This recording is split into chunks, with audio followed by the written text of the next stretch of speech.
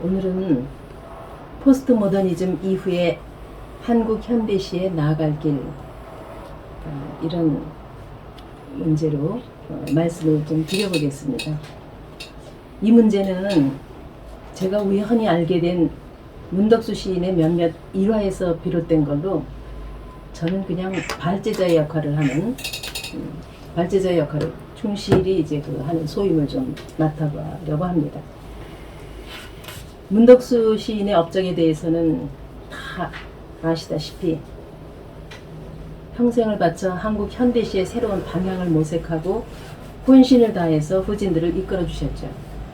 후기에는 하이퍼시 운동을 돕는 한편 한국전쟁의 체험을 다룬 장시 우체부를 쓰셨어요. 이 우체부에는 포스트 모더니즘의 기법이 사용됐죠. 그런데 우체부가 나온 이후에 문덕수 선생님은 뜻밖에도 포스트 모더니즘 이후에 한국시의 미래에 대해서 말씀을 해보자는 거예요. 일화는 또 있습니다. 당신께서 예수의 원점을 집필하셨다는 겁니다. 유고집이 될 수 있는 예수의 원점은 아직 출간되지 않은 상태입니다.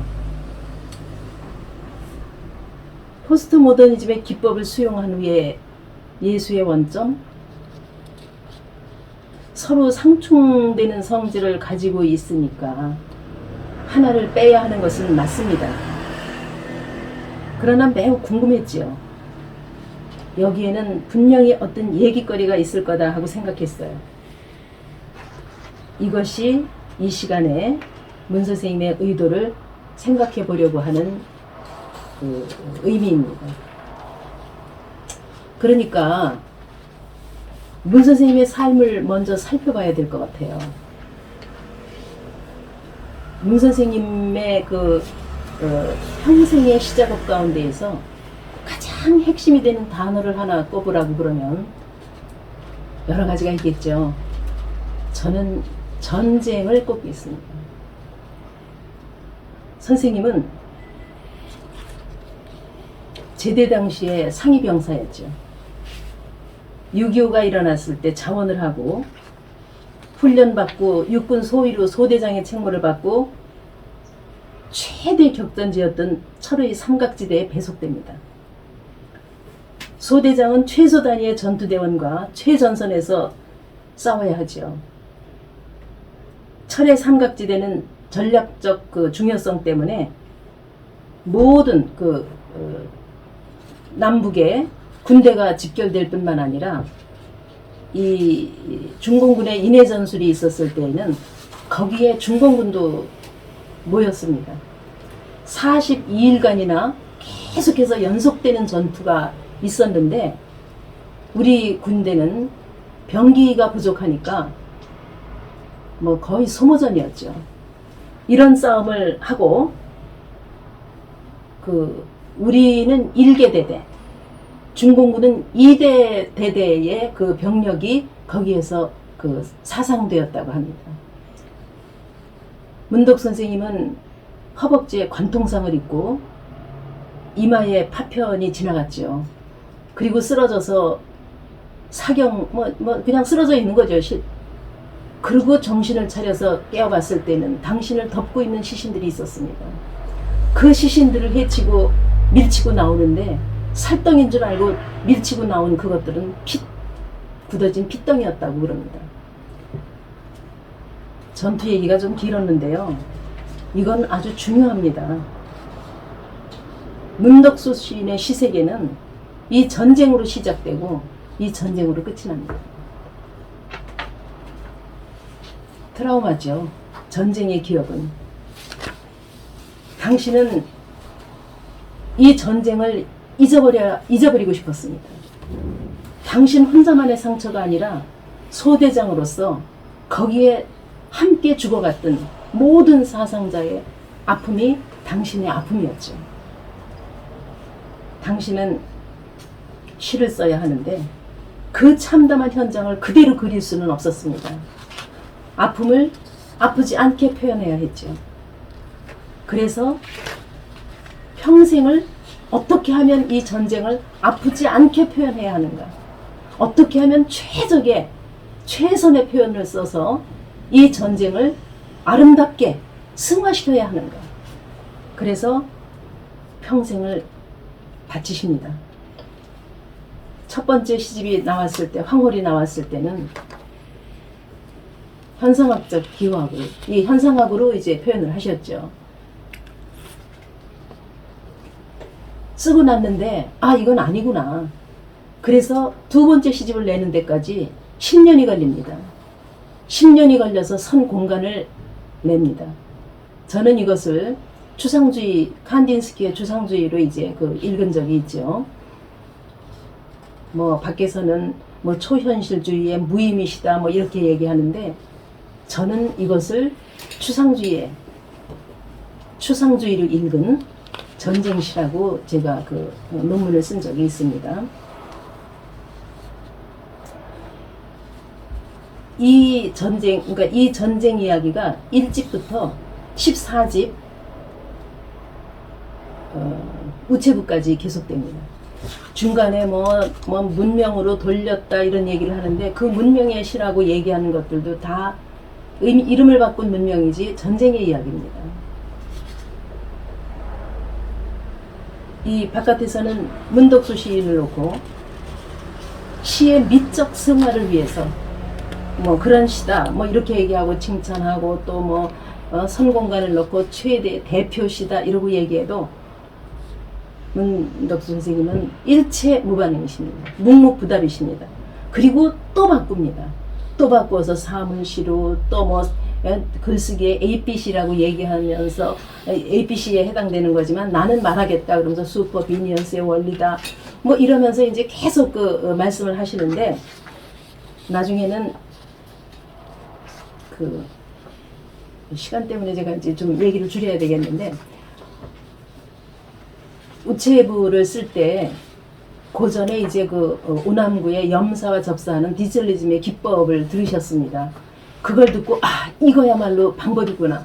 그래서 디젤리즘의 기법을 활용하면서 염사 접사를 쓰다 보니까 포스트 모더니즘의 이 차연, 데리다의 차연, 그 다음에 이제 질 델레즈의 감자, 이 고원, 천개의 고원에 나오는, 그래서 거기서 링크, 뭐 이런 것들 기법을 우체부에 집어넣으십니다.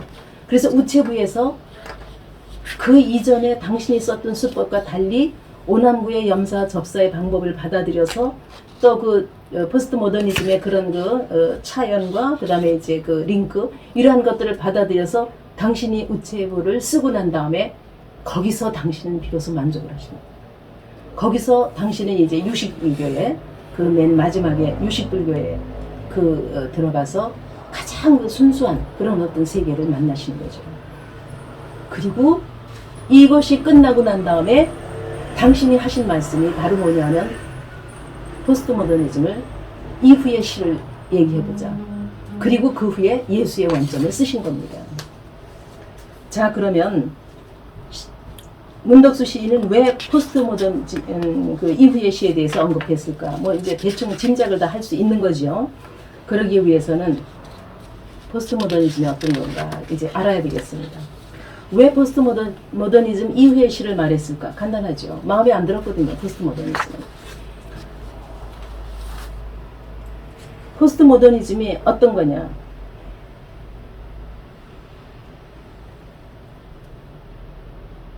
니오따르는 모더니즘의 포스트를 이제 구분해가지고, 포스트는 이후, 애프터, 반대, 안티, 넘어서, 트랜스, 이제 이런 의미를 이런 의미로 정리를 합니다. 이후는 시간적으로는 모더니즘 이후에, 반대는 모더니즘은 뭐 완전히 우리는 연결성이 없다 이렇게 얘기하고, 넘어서는 그 특성은 모더니즘을 뛰어넘어서 존재하는 것이다. 그러면서 포스트 모더니즘 이제 얘기합니다. 뭐 이 포스트 모더니즘에 대해서는 뭐 너무들 잘 알고 있을 테니까 제가 길게 얘기를 하지 않겠습니다. 안 하고 단지 포스트 모더니즘의 보편적인 특성만 제가 이제 이렇게 말씀을 간단하게 단어로만 말씀을 드릴게요. 우선 불확실성이죠. 왜냐하면 계속해서 변화하는 그 사물의 어떤 움직임을 순간순간 잘라서 얘기를 해야 되기 때문에, 해체를 해야 되기 때문에 정확한 확정된 어떤 것이 없어요. 그러니까 페르난도 페소아 같은 사람은 아침에 내가 다르고 점심 때 내가 다르고 저녁에 내가 달라요. 그럼 나는 누구냐? 불안하죠. 그래서 72개의 이명을 가지고 이제 이제 글을 쓰기도 했죠. 이게 이제 다 불안의식 때문에, 그런 그 불안의식을 가져오기 때문이죠. 그 다음에 단편화. 왜냐하면 잘라야 되니까. 탈정전화. 권위를 부정하는 거죠. 권위를 부정해서 뭐 소수자 담론을 내놓게 되는 거죠. 성소수자들도 문제가 되고, 할아버지와 손자도 마주 앉고, 뭐 이제 이러는 그 다음에 이제 재현 불가능성. 뭐 이거는 다 쪼개진 거니까 도저히 재현될 수가 없고, 혼성모방, 가치의 왜곡을 가져오게 되는 거죠. 그 다음에 이제 대중주의, 엘리트, 부패한 엘리트, 순수한 민중, 뭐 이런 식으로 이제 편가르기를 합니다. 그리고 행위와 참여, 이제 참여연대 뭐 이래가면서 이제 집단들이 이제 형성이 되게 되죠. 그리고 보편 내재성, 포스트모던의 개념, 현상들을 세계에 보편화시키자. 뭐 이런 운동을 전개해 나간 겁니다. 이것이 이제 포스트모더니즘의 이제 그 유형의 속성입니다. 그러면 이러한 포스트모더니즘의 사상은 어디서 온 건가? 이게 좀 궁금해요. 니체에서 왔습니다. 포스트모더니즘의 사상적 뿌리는 니체예요. 니체는 기독교 집안의 아들로 기존의 도덕, 질서, 가치, 문화 이런 것들을 다 부정하면서 신의 죽음을 선언했죠. 자, 그런데 신의 죽음을 선언했는데 이 니체가 글을 어떻게 썼느냐 하면 비유나 상징을 이용한 아포리즘 형식으로 글을 씁니다. 그러니까 그것은 읽는 사람 마음이에요. 소위 관점주의 해석을 유도한 거죠. 거기다가 니체 자신이 인간의 그런 어떤 삶, 그러니까 그 삶을, 실제의 삶을 더 중시했죠. 그러니까 이제 여기에 대해서 이제 사람들이 뭐 서로 이제 해석을 합니다.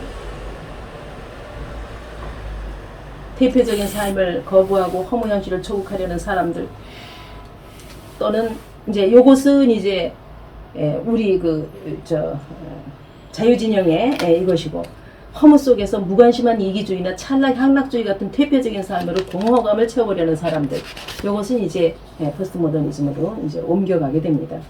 근데 이 선택은 어디까지나 자유의지에 달려있기 때문에 이제 그렇게 양분돼서 니체의 이 관점주의적 니체의 아포리즘의 문학을 이제 해석하게 되는 거죠.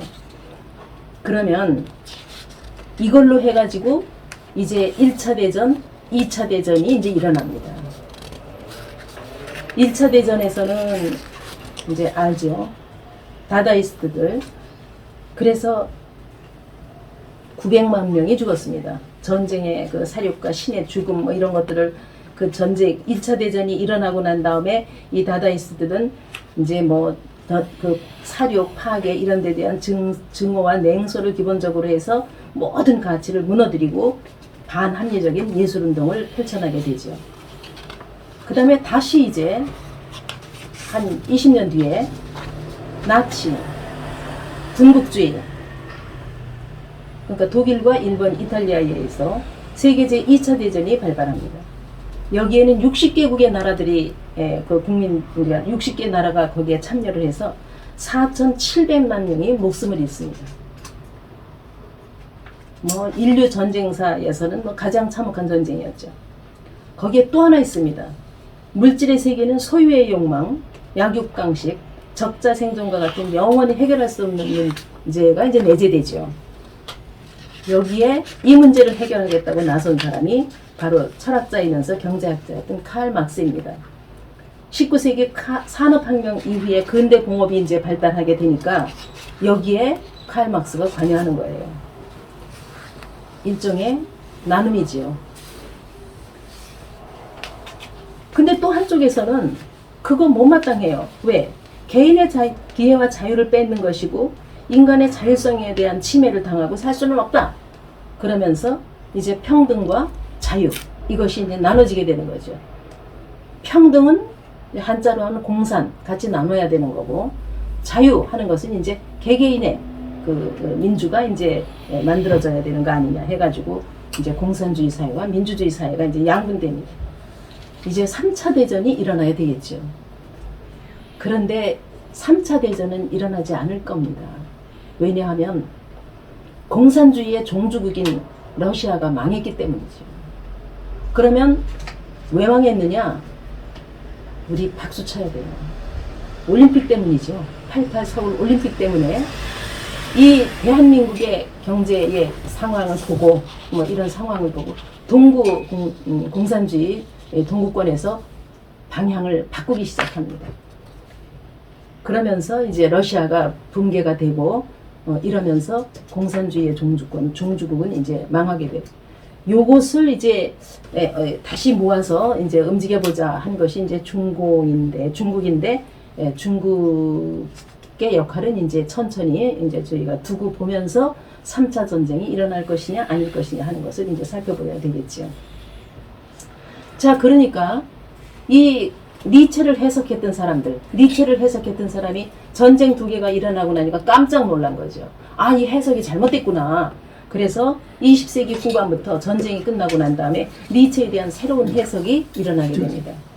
이 니체에 대한 새로운 해석은 바로 니체는 칸트의 그 신플라톤주의를 거부한 거구나. 그거였구나.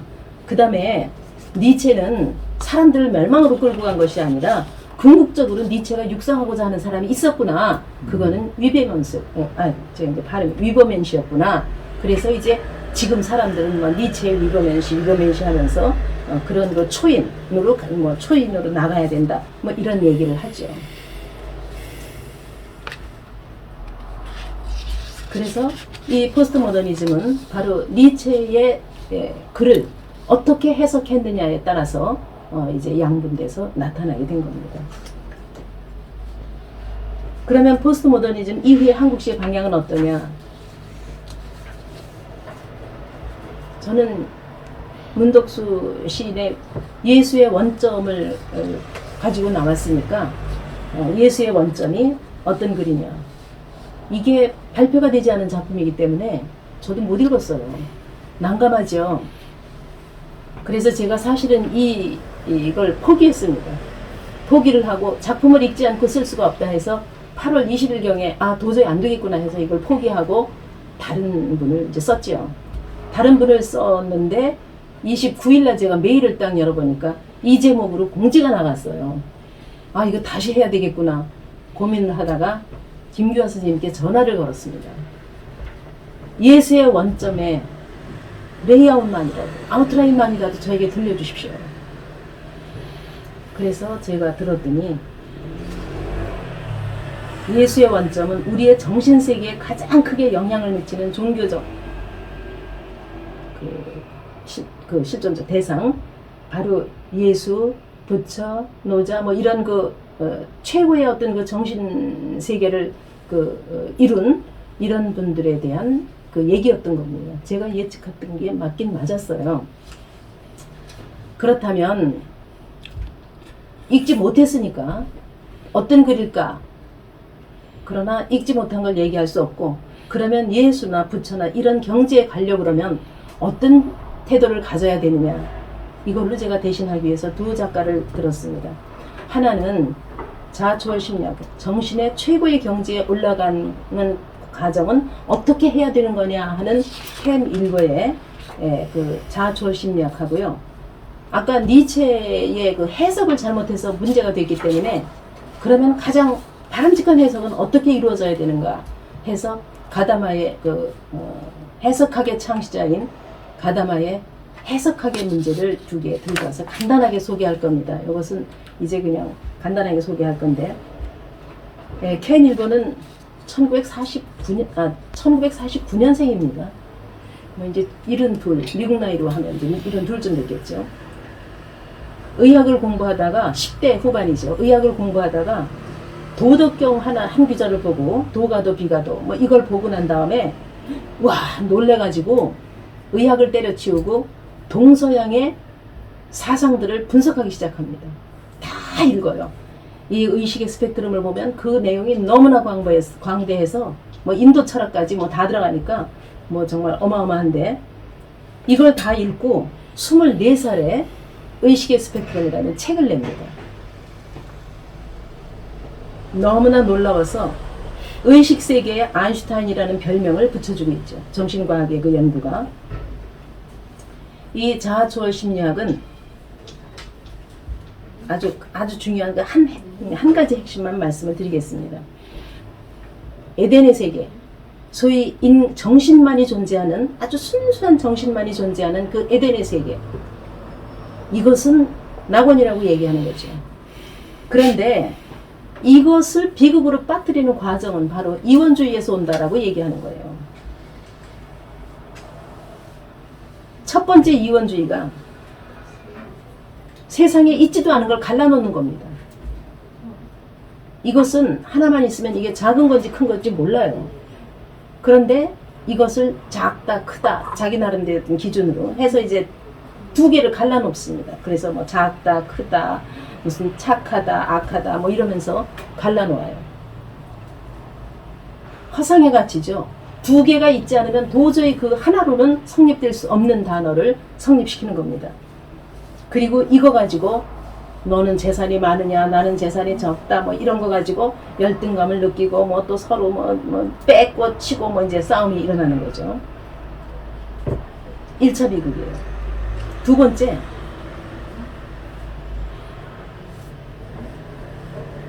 정신과 육체를 갈라놓습니다. 인간 하나면 됐지. 정신과 육체를 갈라놓고 힘이 센 육체를 섬깁니다. 사람들이. 정신과 근데 이제 정신이 강한 사람도 있어요. 정신하고 육체 중에서 더 강한 분들은 구도자들. 이런 분들은 정신이 더 강한 분들이죠. 그래서 이제 이쪽을 이렇게 섬기게 되는 거. 그러다 보니까 에고를 섬기게 되는 이 에고 문제. 정신과 육체로 갈라서 두 번째 단계. 그 다음에 에고를 섬기는 게 세 번째. 그 다음에 이제 에고를 섬기다 보니까 에고가 약한 사람들은 밖에 나가면 져요. 지고 멸시당하고 그랬다고 돌아와서 그림자를 만듭니다. 요게 네 번째 단계예요. 그래서 인간은 이렇게 에고로 살아가는 경험적인 자아와 이성적인 양심을 가진 본질적인 자아가 대립하면서 수시로 내적 갈등을 겪으면서 세상을 뭐로 만듭니까? 생지옥으로 만들죠.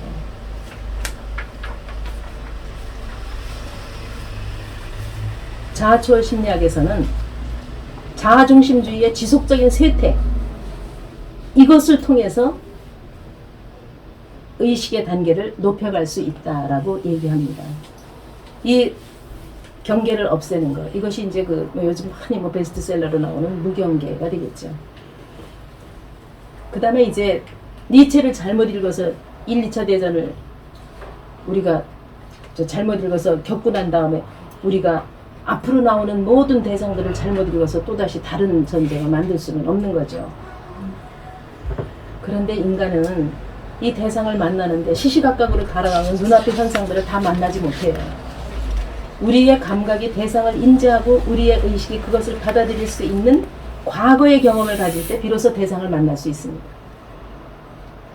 이게 선입견, 선의예죠. 아는 만큼 보이는 거예요. 유홍준이가 말했나요? 그래서 선입견이 없이는 우리는 어떤 현실도 새로운 의미를 읽어낼 수 없기 때문에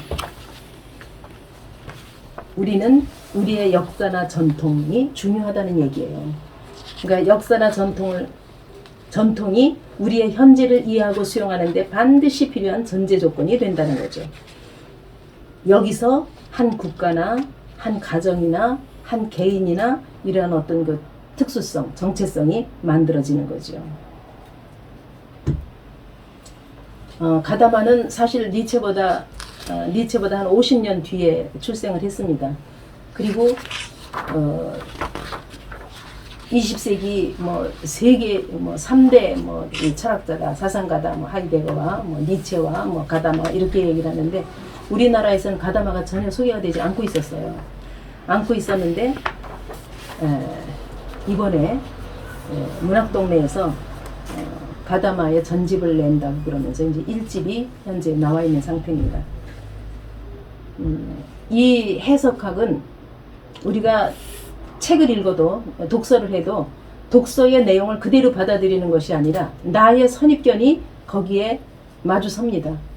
이 선입견을 가다마는 지평이라고 그러는데 책에 있는 지평과 나의 지평이 만날 것 같으면 아주 융합을 이루면서 잘 나가는데 두 개가 서로 부딪히게 되면 거기서 이제 생각을 하게 되죠. 그래서 변증법적인 논리가 이제 거기서 성립이 됩니다. 그런데 인간은 근본적으로 선한 방향으로 모든 결론을 내려고 해요. 책을 읽다가 문제가 되면 내가 틀렸구나. 이건 책이 잘못됐어. 이러면서 그 선한 방향으로 문제를 내기 때문에 이 방법이 이 순환, 변증법적인 순환 논리에 의해서 인간은 점점 그 자기가 가지고 있는 이해의 범주가 크게 됩니다. 말하자면 지평이 커지게 되는 거죠.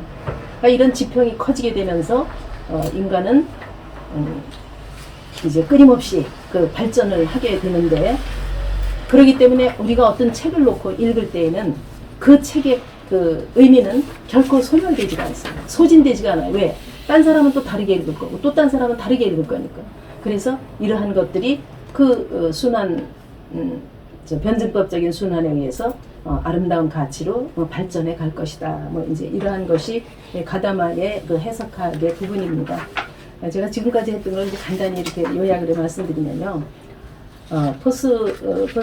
그러니까 문제의 출발은 제가 문덕수 시인의 이제 발언에서 나온 건데, 그래서 제가 발제자의 입장으로 말씀을 드리는 거니까 이것은 우리 그 시문학 아카데미에서 앞으로 계속 이 문제를 가지고 함께 논의해 봐야 될 부분이라고 생각합니다. 문덕수 시인은 치열하게 당신을 살아내신 분입니다. 아까 제가 말씀드렸듯이 자기 삶의 주체로서 집단에 동화되지 않은 자유의지로 구원에 대한 신념을 실현시킨 실존주의 문학의 대표적인 인물이다라고 자리매김할 수 있다는 겁니다. 우리는 지금까지 문덕수 시인이 그 문학 기법을 연구했다, 이래서 모더니즘 시인으로만 얘기를 해요. 이제 모더니즘 시인으로 얘기를 하지만 사실 문덕수 선생님의 철학은 실존주의 철학이었다라는 것을 제가 여기서 꼭 그 말씀을 드리고 싶었던 거예요. 그 다음에 모더니즘의 해체 이론은 아까 얘기했던 대로 동일성과 일원성이 해체된 상태에서 다양성과 다원성을 강조하는 것으로 순간성, 분절성, 불연속성, 혼돈 이러한 것들을 수용하면서 배후에 있는 영원 불변하는 요소들은 간과한다. 그것은 보려고 하지 않는다. 아까 그 가다마 얘기를 잠깐 했는데, 그 가다마는 그 20세기에 그 토론을 어마어마하게 했던 분입니다. 누구하고 토론을 했느냐면 데리다하고 한 10년 했습니다. 그 다음에 또 다른 해석가인 술라이어 마허하고 또 합니다. 이 술라이어 마허는 어떤 사람이냐? 이 모더니즘의 이론을 가지고 그 종교학, 그러니까 종교론, 이 해체 종교론, 이것을 이제 만들어낸 사람이 술라이어 마하인데, 오늘날 우리나라의 그 기독교를 봐도 이 술라이어 마하의 종교론이 이제 절반쯤 있고, 그 다음에 이제 정통 기독교가 이제 절반쯤 있고, 그래서 제가 이제 그 목사님들의 이제 또 강론도 제가 이제 여러 번 들어봤습니다. 많이 들었더니 두 개의 차이점이 있어요. 어떤 차이점이냐면, 정통 기독교의 그 종교는 회개를 합니다. 자, 우리의 잘못을 회개합시다 하고 얘기를 해요. 그런데 이 술라이마의 종교로는 어떤 거냐 하면 회개가 없어요. 뭐냐 하면 예수가 우리의 죄를 다 짊어지고 죽었다. 그리고 예수는 부활하지 않았느냐. 우리는 부활한 예수와 같은 몸이다 라고 얘기하기 때문에 우리가 의도하는 대로 세상을 살면 된다라고 하는 것이 술라이마의 이제 그 종교론입니다.